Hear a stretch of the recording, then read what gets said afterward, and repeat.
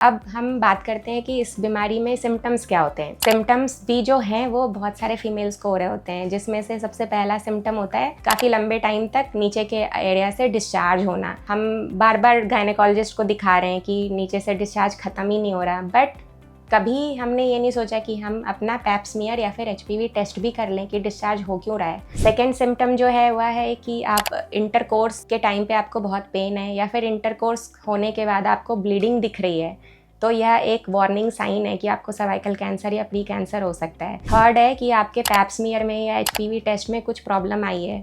Fourth, आपको नीचे के एरिया में काफ़ी पेन रहता है, लेग में स्वेलिंग हो रही है, यूरिन में ब्लड आ रहा है, तो ये सारे भी वार्निंग साइंस होते हैं कि अंदर अंदर सर्वाइकल कैंसर बन रहा है। सिम्टम्स हो गए, रिस्क फैक्टर्स हो गया, बचाव भी हो गया। अब एक बार हमें पता चल गई है कि बीमारी है तो उसका ट्रीटमेंट क्या होता है। फर्स्ट ऑफ ऑल देखो, बायोप्सी से डरना नहीं है। इंडिया में ना बायोप्सी को लेके बहुत सारे मिसकॉन्सेप्शंस हैं।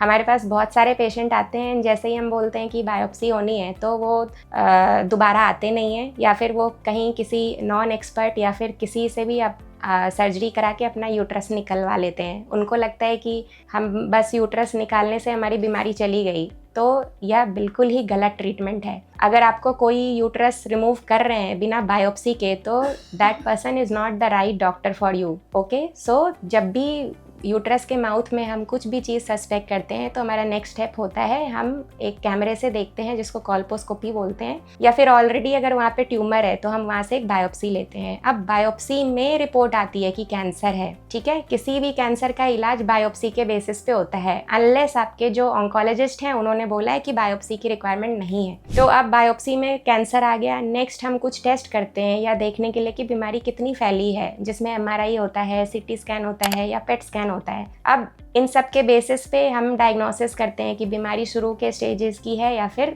ऑलरेडी बहुत फैली हुई है। अब बीमारी यदि शुरू के स्टेज में है तो ट्रीटमेंट सर्जरी होता है। यह सर्जरी बस यूट्रस का रिमूव करने का सर्जरी नहीं है, यह एक मेजर सर्जरी है जिसको हम रेडिकल हिस्टेक्टमी बोलते हैं।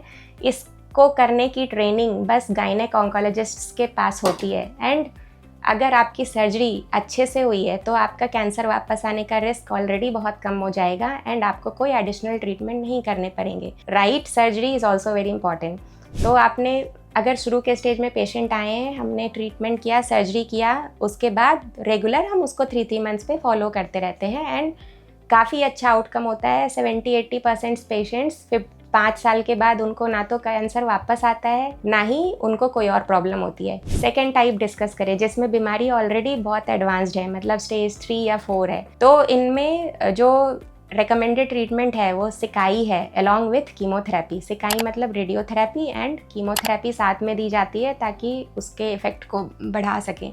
अब ये अच्छे ऑन्कोलॉजी सेंटर्स पे ही होते हैं, एंड इसके लिए स्पेशल टीम होती है, और ट्रीटमेंट से आउटकम्स भी अच्छे होते हैं, बट वो आउटकम्स इस पे भी निर्भर करेंगे कि आपने अपना ट्रीटमेंट कंप्लीट किया है या नहीं, क्योंकि यह काफ़ी लंबा इलाज होता है। उसके अलावा जो पेशेंट्स जिनमें बीमारी ऑलरेडी लंग में चली गई है, लिवर में चली गई है, उनमें पहले कीमोथेरेपी होता है, एंड आजकल हमारे पास और भी ऑप्शंस होते हैं, टारगेटेड कीमोथेरेपी या फिर इम्यूनोथेरेपी के। ये थोड़ी महंगी दवाइयाँ होती हैं, बट आप अपने ऑन्कोलॉजिस्ट से डिस्कस कर सकते हैं। इनसे ट्यूमर ट्रीटमेंट में काफ़ी बेनिफिट होता है, साइड इफ़ेक्ट्स भी कम होते हैं। This cancer is not good अगर स्पेशली अगर स्टेज ज़्यादा है तो, बट आपने ये भी सुना कि यह इकलौता कैंसर है जिससे हम बच भी सकते हैं।